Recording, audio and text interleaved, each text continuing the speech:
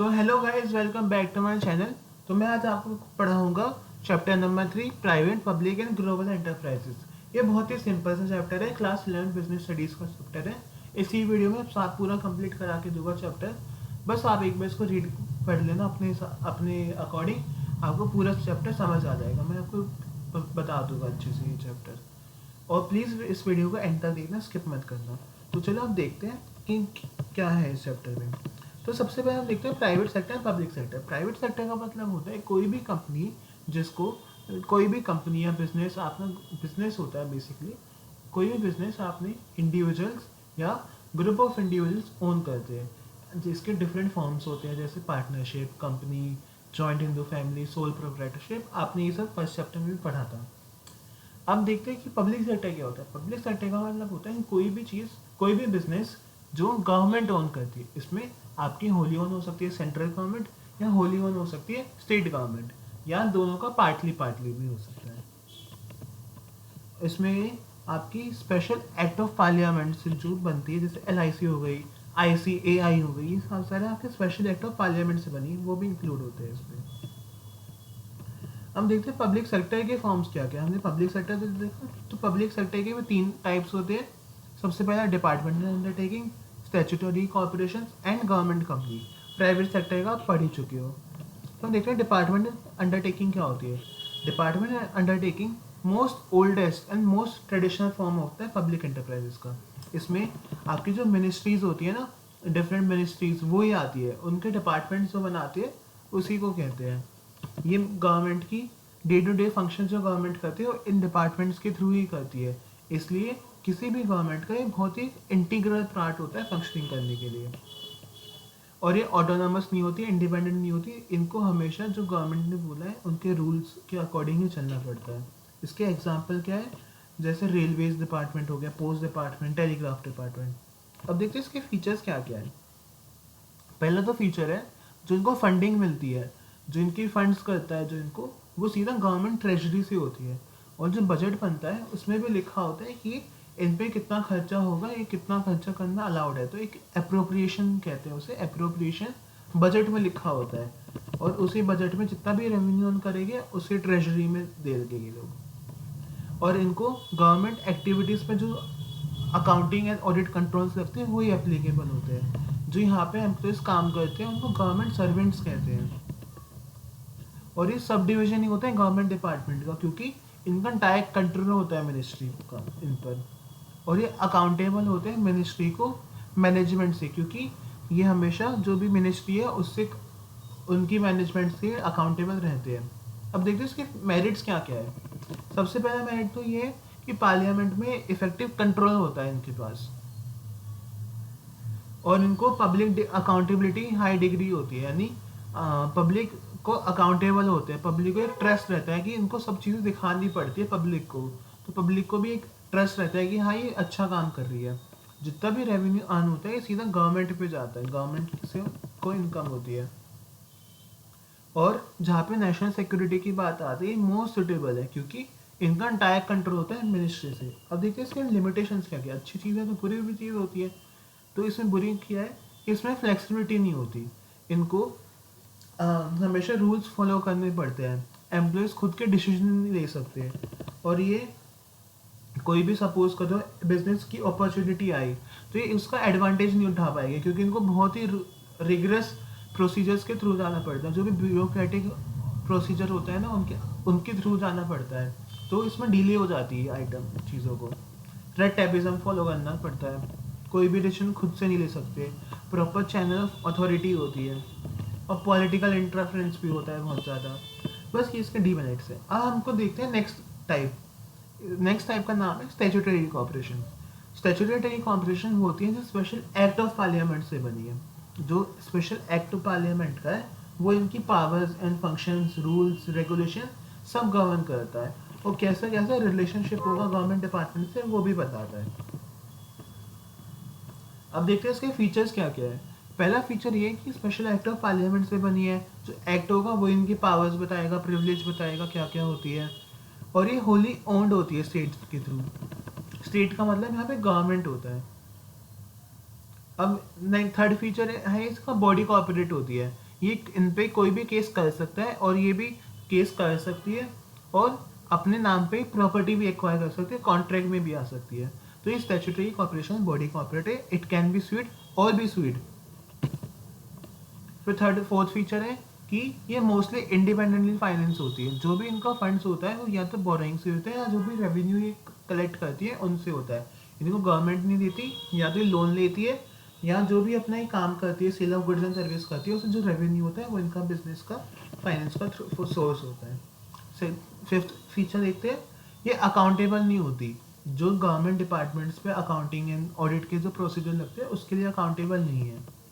फिर सिक्स देखते हैं इसकी जो एम्प्लॉयज जो यहाँ पे काम करते हैं सिविल सर्वेंट्स नहीं है, गवर्नमेंट सर्वेंट्स नहीं है, उसके अंदर नहीं आते। अब मेरिट्स क्या क्या है, मेरिट्स ये है कि इंडिपेंडेंस मिल गई इनको, ये अपनी मर्जी से काम कर सकते हैं, फ्लेक्सिबल होते हैं और इनको खुद आपने देखा था कि इसमें खुद बोरिंग लेते हैं, खुद बोरिंग लेते हैं, रेवेन्यू करते हैं, तो इनको ना डिपेंडेंट नहीं होना पड़ता, इंटरफेरेंस भी नहीं होती फाइनेंशियल मैटर्स को लेके गवर्नमेंट सेंट्रल बजट पर। और ये ऑटोनॉमस होते हैं, इनको ये जब मन करे अपनी पॉलिसीज एंड प्रोसीजर्स बना सकती है, लेकिन हाँ वो एक्ट के अंडर होगी, लेकिन अपनी ही बना सकती है वो। स्टैट्यूटरी कॉर्पोरेशन हमेशा एक वैल्यूएबल इंस्ट्रूमेंट होती है इकोनॉमिक डेवलपमेंट की, क्योंकि पावर ऑफ गवर्नमेंट दिखाती है।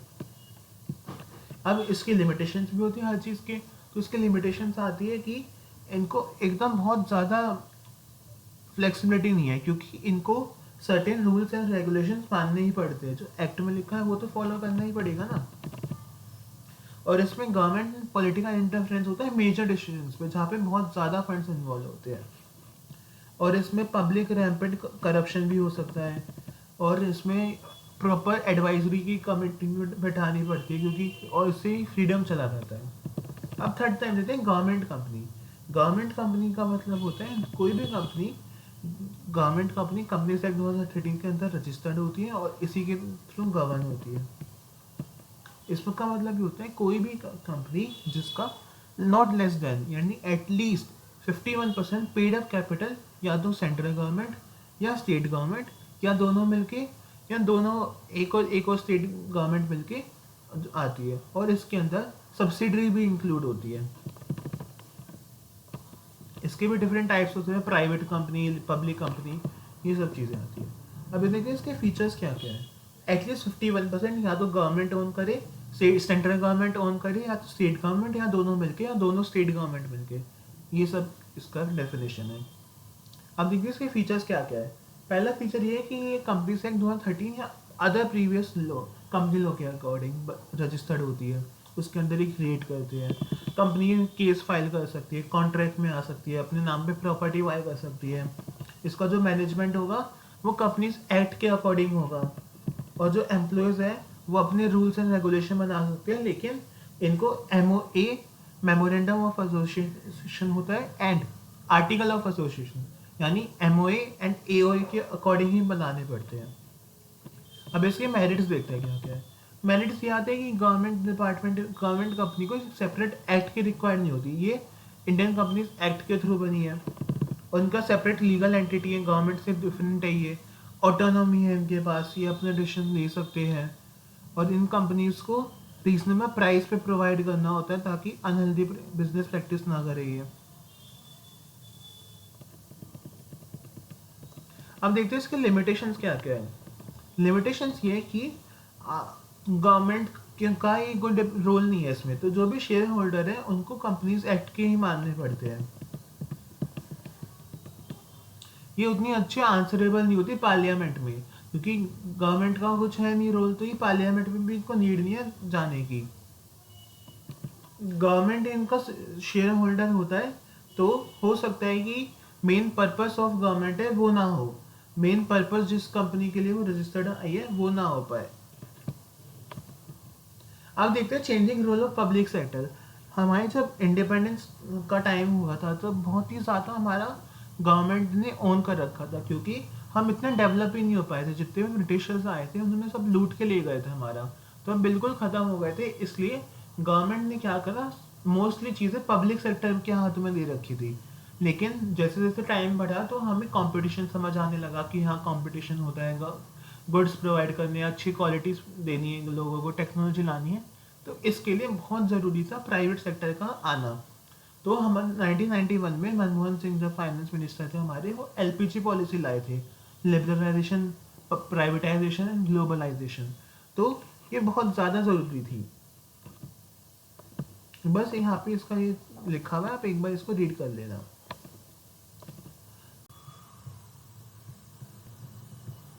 अब स्टार्ट करते हैं नेक्स्ट टॉपिक, जिसका नाम है ग्लोबल एंटरप्राइजेस।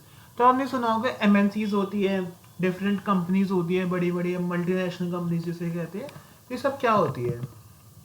एमएनसीज का मतलब होते हैं कोई भी कंपनी जब एक से ज़्यादा मार्केट, एक से ज़्यादा कंट्री में अपना बिजनेस करती है। इनके पास बहुत ज़्यादा बड़ा ह्यूज साइज होता है, लार्ज नंबर प्रोडक्ट्स होती है, टेक्नोलॉजी भी एडवांस्ड होती है, मार्केटिंग स्ट्रेटेजीज होती है इनके पास, नेटवर्क की ऑपरेशन होते हैं पूरी दुनिया में जो होते हैं। तो डिफरेंट सर्वल कंट्रीज में जिनका प्रोडक्शन काम होता है ना, उनको कहते हैं। इनका मेन गोल मैक्सिमाइज करना प्रॉफिट नहीं है या एक दो प्रोडक्ट का नहीं है, बल्कि अपने ब्रांचेस पूरे वर्ल्ड में फैलाना है। अब देखते हैं इसके फीचर्स क्या क्या है।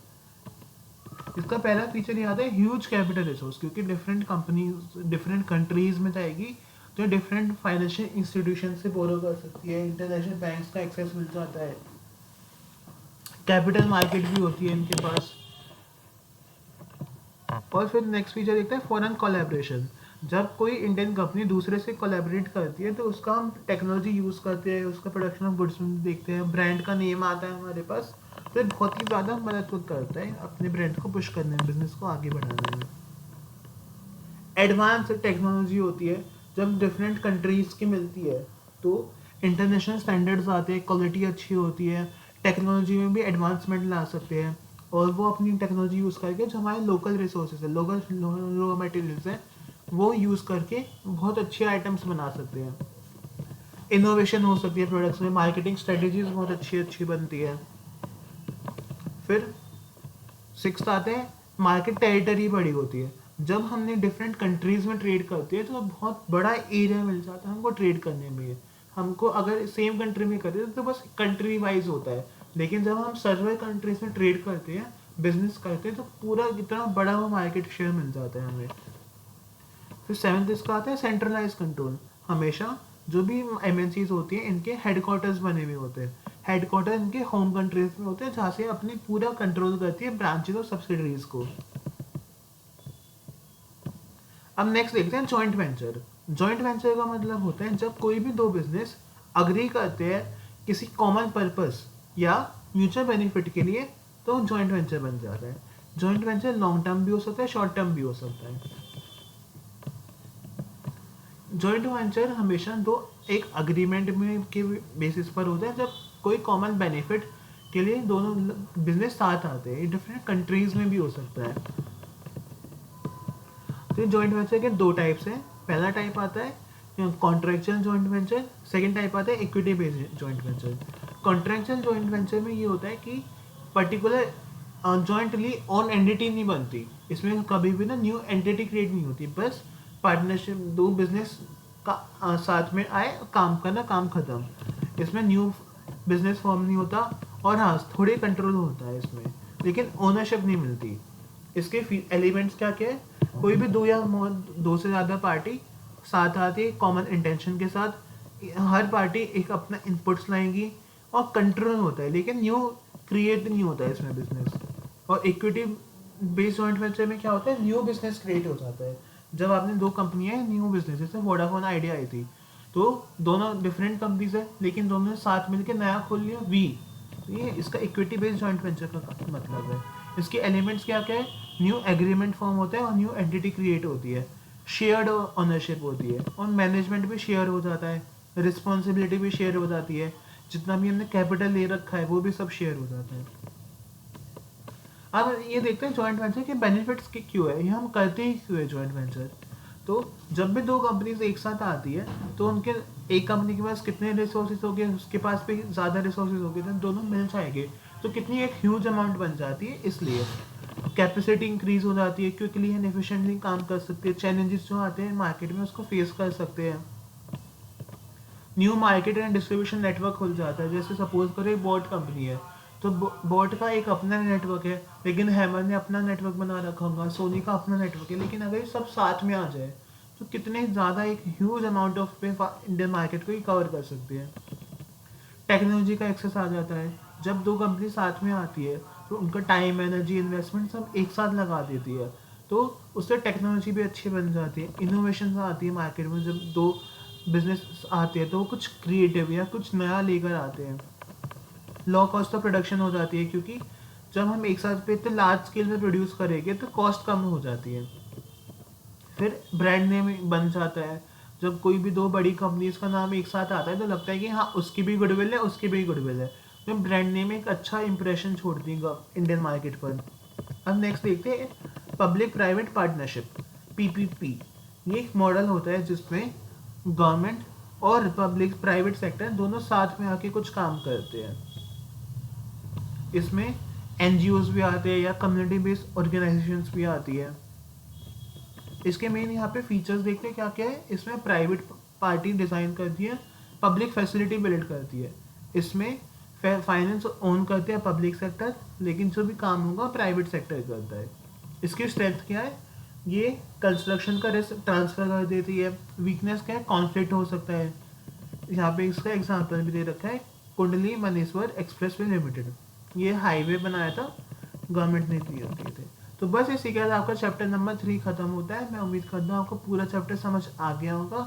कोई भी डाउट लगे तो मुझसे कमेंट सेक्शन में पूछ लेना, मैं आपको रिप्लाई कर दूंगा। तो आज के लिए बस इतना ही, लाइक कर लेना वीडियो को। Thank you guys.